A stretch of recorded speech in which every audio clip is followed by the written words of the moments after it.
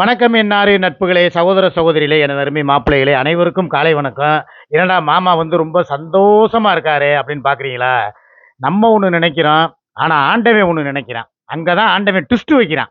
நேத்து எல்லாருக்கும் தெரியும். நைட்டு 10 மணில யார் யார் பார்த்தீங்களோ எனக்கு தெரியாது. ஆனா வந்து விருது வழங்கும் விழா போறோம். நானும் வந்து சூர்யாவும் போறது ஆல்ரெடி எங்களுடைய ஃபோட்டோக்கள குடுத்தாச்சு. ஃப்ளெக்ஸ் பேனருக்கு ரெடி பண்ணிட்டாங்க. ஷீல்டு ரெடி பண்ணிட்டாங்க. எனக்கு ஒரு சிறந்த பொழுதுபோக்காளர் விருது ஒன்று தர்றாங்க. இவளுக்கு வந்து ஒரு எப்பயும் போல இவளுக்கு என்ன போட்டிருக்காங்கன்னு தெரியல.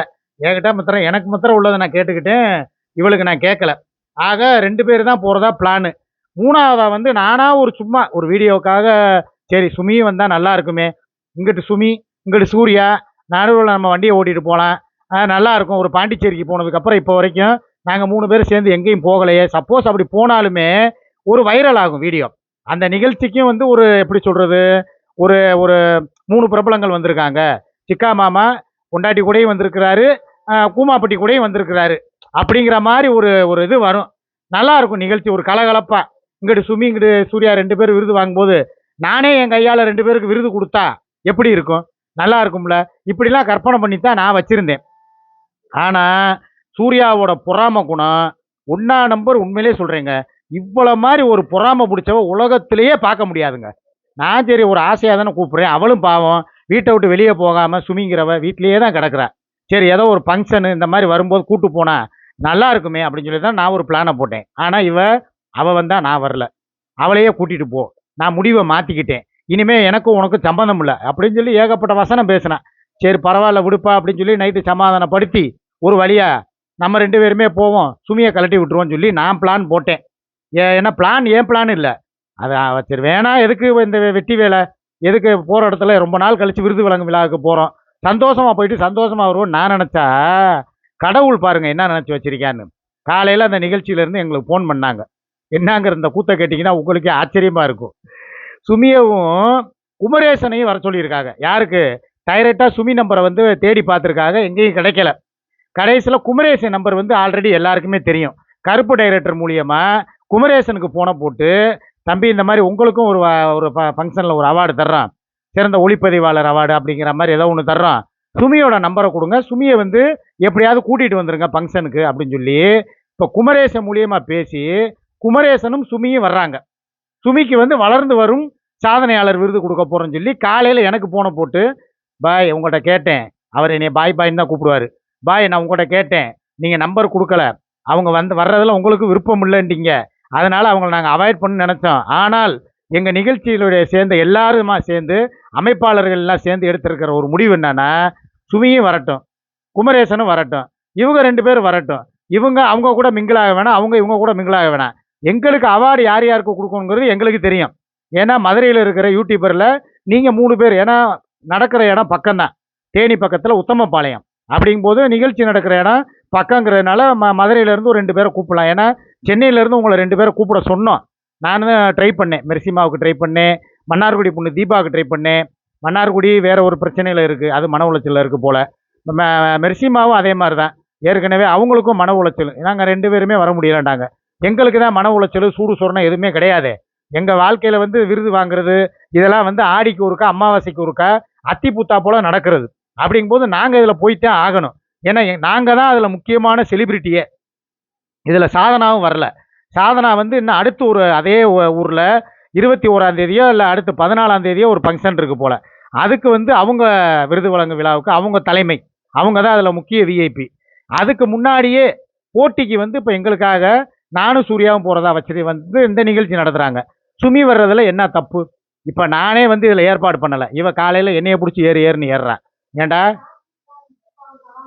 என்ன சாதிச்சா? நீ என்னத்த சாதிச்சு கிழிச்ச? ஆ சத்தியமா சொல்றேன், எங்க அம்மா மேல சத்தியமா சொல்றேன், நான் சுமியை நான் கூப்பிடவே கிடையாது. சுமிய டேய் இதனடா வம்பா இருக்கு, அவளை நான் எதுக்குடா கூப்பிடணும்? நேத்துங்க பாரு, அவளுக்கும் எனக்கும் பஞ்சாயத்து ஆகி போச்சு. ஏற்கனவே இந்த சுகைல் பிரச்சனை ஓடிக்கிட்டு இருக்கு. இவ சொன்ன மாதிரி அங்கே அவள் மேடையில் வந்து நின்றுக்கிட்டு என் வளர்ச்சிக்கு காரணம் சுகைல் தான், என் வளர்ச்சி காரணம் குமரேசன் தான் சொல்லிட்டு என்னை ஓரம் கட்டுவா. இதை தெரிஞ்சுதான் நான் மனசாட்சிப்படி நான் அவளை கூப்பிடலை. ஏப்பா உன்னைய விட எனக்கு வேற என்னப்பா வேணும்? ஏப்பா உன்னைய விட நான் வேற ஆளை கொண்டு போய் பெருமைப்படுத்துவேனா? எப்ப எப்ப நான் வாட்ஸ்அப்ல கொடுத்தத நீ பாத்தியா? சத்தியமா சொல்றேன், அவன் நம்பரை நான் கொடுக்கவே இல்லை. அவன் நம்பர் எல்லாத்துக்குமே தெரியும். இதுல என்னுடைய தொடர்போ என்னுடைய ஈடுபாடோ 1% கூட கிடையாது. எல்லாமே முழுக்க முழுக்க அவங்க. இத டேய், இதுல என் பங்கு எதுவுமே இல்லடா. அவங்களா கூப்பிடும்போது ஒரு ஃபங்க்ஷன்னா நான் கேட்குறேன். இதே எங்கேயோ இருக்கிற சாதனா அவ வந்தா மாத்திரம் நீ எல்லாத்துலயும் ஏத்துக்கிற. இதே சேலம் விருது ஃபங்க்ஷன்ல சாதனா தானே வந்தா.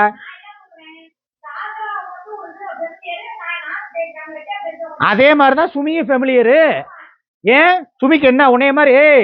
நான் சொல்றத கேளு. இப்ப கேக்குறாங்கல்ல, இப்ப அவ யூடியூப்ல ஒரு பிரபலம் தானே. இப்ப எத்தனையோ இன்டர்வியூவுக்கு கலாட்டா சேனல்ல என்கிட்ட கேட்டாங்கப்பா, சுமியோட நம்பரை கொடுங்க. நான் சொல்றத கேளு. இதே உன்னையே நீ சுமிய 3 பேரையும் சேர்த்து கலாட்டா சேனல்ல இன்டர்வியூ எடுக்கிறதுக்காக நம்பர் கேட்கலையா? அப்பவே நான் இப்ப வேணான்ட்டா. அதெல்லாம் அவ வந்தா நான் வர மாட்டேன்ட்டா.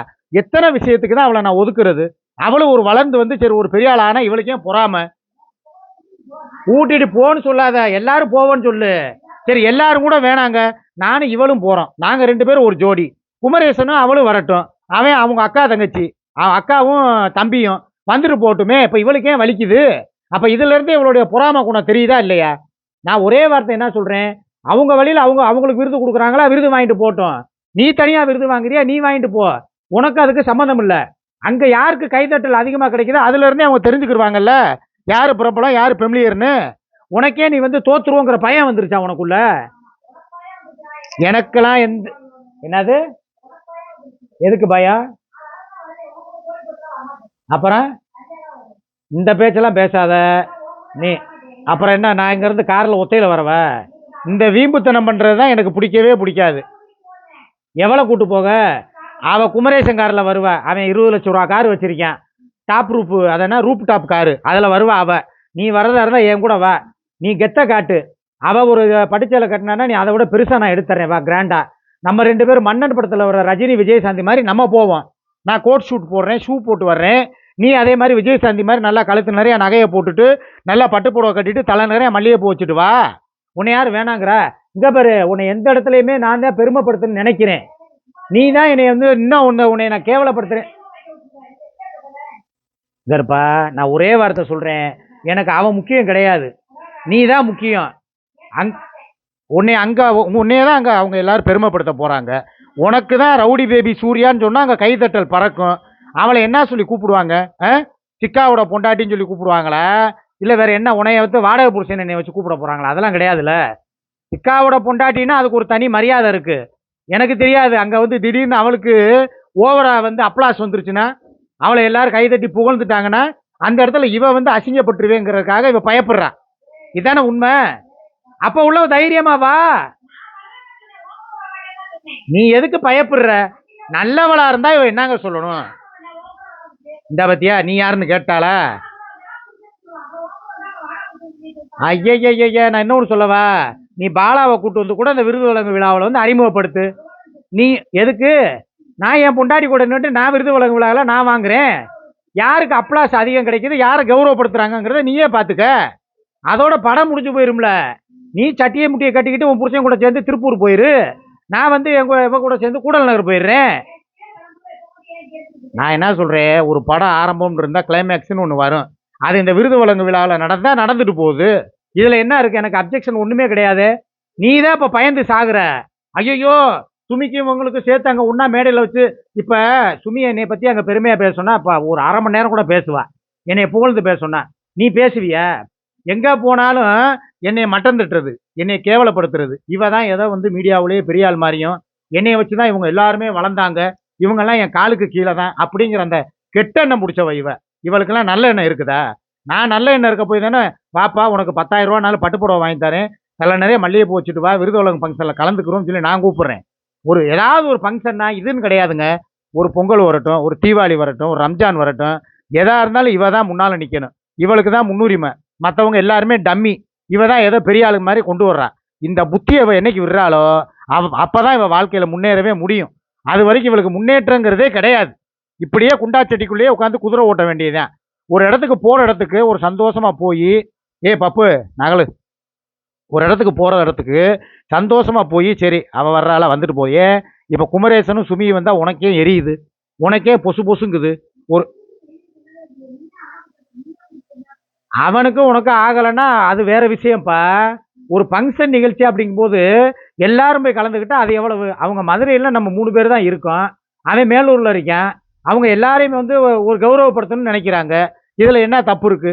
ஒரே வார்த்தை நான் கேட்குறேன், நீ வந்தால் உனக்கு கொடுக்க போகிறாங்க. உனக்கு கிடைக்கிற உன் மரியாதையில் ஒரு துளி கூட குறைஞ்சா கூட நான் அங்கேயே நாண்டுக்கிட்டு தொங்குறேன். இதுக்கு மேலே என்ன வேணும்? உனக்கு நாங்கள் கிடைக்க வேண்டிய மரியாதை கௌரவத்தை நான் வாங்கி தர்றேன். என்ன போனில் பேசி முடித்தேன்? இங்கே பாரு, நீ இப்படி சொன்னா தான் நான் வீம்புக்குனே போனில் பேசுவேன்ப்பா. எதுக்கு? நான் இவளுக்கு துரோகம் பண்ணாமல் எங்களுக்கு தாங்க முதல் உரிமை கொடுக்கணும். நாங்கள் 2 பேரும் ஃபங்க்ஷனில் முன்னணியில் எங்கள் பேரை தான் போட்டிருக்காங்க. சுமி பேரை என்ன ஜாயின் பண்ண கூட இல்லை.